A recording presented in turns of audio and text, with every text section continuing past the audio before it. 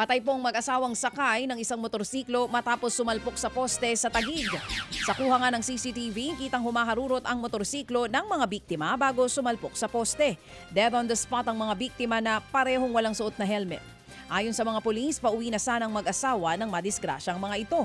Sa investigasyon ng Taguig Traffic Bureau, may nadaanan na kawad ng telecommunication ng rider kaya nawalan ito ng kontrol.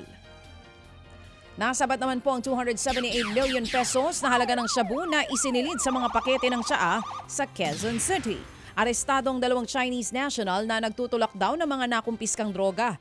Mahigit isang buwan daw minamanmanan ng mga otoridad ang mga dayuhan matapos itimbre sa kanila ng isang impormante.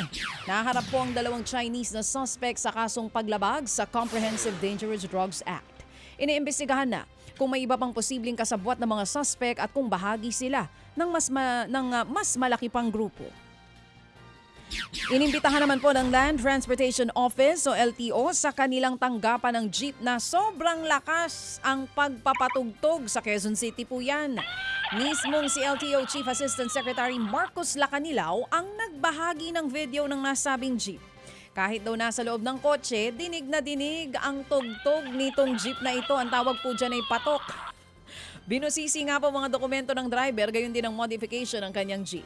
Ayon kay Lacanilao, hindi lang ito simpleng ingay sa kalye dahil abala at posibleng magdulot din ng peligro sa iba pang motorista. Mga kapatid, para sa iba pang mga balita at impormasyon, sundan niyo po kami sa X, Instagram, Facebook at syempre sa TikTok, True Network PH. Mag-subscribe din po kayo sa aming YouTube channel, True Network. May website din po tayo, truenetwork.ph. At pwede nyo rin po kaming mapanood sa Channel 19 ng aming True FM TV. Lagi pa rin makinig sa radyo dito po sa 105.9 True FM dahil dito, laging true sa'yo, kapatid.